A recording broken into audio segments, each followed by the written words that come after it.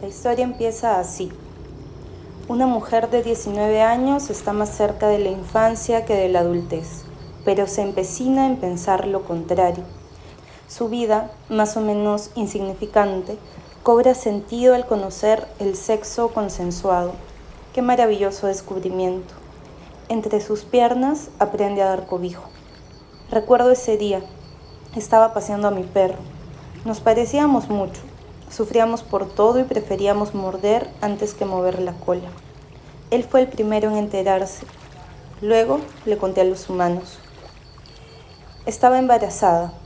Uno de mis amigos dijo algo como, ¿lo vas a tener? No, respondí.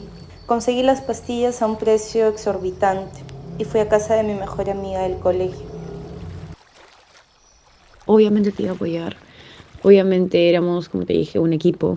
¿Qué miedos tenía? Era, bueno, que te pase algo principalmente, ¿no? Que nos hayan tocado personas que solamente quieran lucrar y nos hayan dado una pastilla que de repente no sea la indicada o que esté vencida. Era un lugar bastante improvisado, creo, y bien informal. Ni siquiera tuvimos contacto inicialmente con el doctor, sino con la secretaria.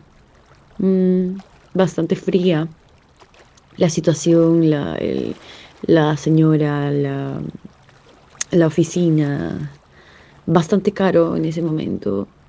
No sé cómo hicimos para conseguir el dinero.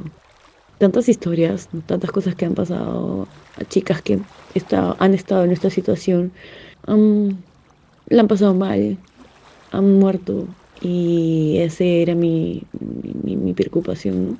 Me da miedo de que no sea, o sea, que el dolor sea tan fuerte que no lo íbamos a poder manejar acá. Esa experiencia que tuviste cuando te hicieron la ecografía, a mí me marcó bastante lo triste que te vi cuando me tuvieron que llamar para que yo entre y esté a tu lado, más que todo por la situación, cómo la pasaste, si te sentiste juzgada en algún momento, por los doctores, ¿no? Supongo que en esta parte de la historia están esperando alguna explicación, un argumento lo suficientemente triste o convincente que les permita tener empatía con este relato. Habrá quienes necesiten detalles explícitos que les permitan decir, pobre de ella, no tuvo otra opción, pero la realidad es que sí la tuve. Tuve otra opción, que era parir, y decidí no hacerlo. ¿A quién más le conté? No lo recuerdo, pero a ellos, parejas ocasionales sin ninguna clase de brillo, preferí no decirles nada. Recuerdo que estabas ahí. Hace poco, casi 5 años después de ese día, me entregaste una carta que decía: El aborto de mi amiga en un cuarto de hotel. Primera parte. El parque, su confianza, las bicis, yo te acompaño. Segunda parte. El hotel, las tres amigas, el miso, no hay dolor, durmiendo y despertando. Tercera parte. Hay que hacer red, acompañando a otras en otros cuartos de hotel. Cuarta parte. Encuentro Nacional 2022, abrazo de cumpleaños y viajes a ciudades distintas. esto debería ser un secreto o una vergüenza. En teoría es un delito. Muchas no hablamos de nuestro segundo, tercer aborto o cuarto aborto, ¿no? Por miedo, por vergüenza, por pena, porque, bueno, ya, la primera fue un descuido, ¿no? Y la segunda, y también creo que se asocia a una vida sexual muy activa, que también es cuestionado por la gente, ¿no? Mira, yo creo que es una decisión, ¿no? Es como que decides. Finalmente, si no decides sobre tu cuerpo, sobre tu vida, no decides sobre nada, ¿no? Es el primer paso para afirmarte como ser humano, ¿no? Y es increíble que a las mujeres nos lo hayan quitado durante tanto tiempo, ¿no? Entonces, para mí el aborto es una bronca también. Es una bronca al mundo, es una respuesta al mundo, es una respuesta a la familia, es una respuesta a nuestras historias de vida, ¿no?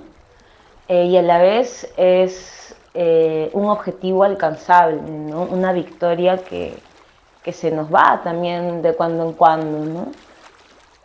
Lo que conocemos hoy como ciencia, además, es la ciencia del blanco, no es la ciencia occidental. detrás de ella hay miles y miles de años de conocimiento, de ciencia también, y de verdad. Y el aborto ha sido eso. El aborto ha sido una práctica ancestral, una práctica que ha permanecido en el tiempo, que ha resistido al tiempo, y debemos volver a ella, ¿no? Al sentido de retomarla, de cogerla con las manos de nuevo, de arrebatársela a la institución médica, que sí, está bien, es importante que esto se masifique a través del Estado y sus políticas, el aparato del Estado es indiscutible, cumple un rol, evidentemente, pero si este Estado se cierra, hay formas de continuar peleando y continuar afirmando nuestra existencia, ¿no? Que el aborto es una afirmación de nuestra existencia.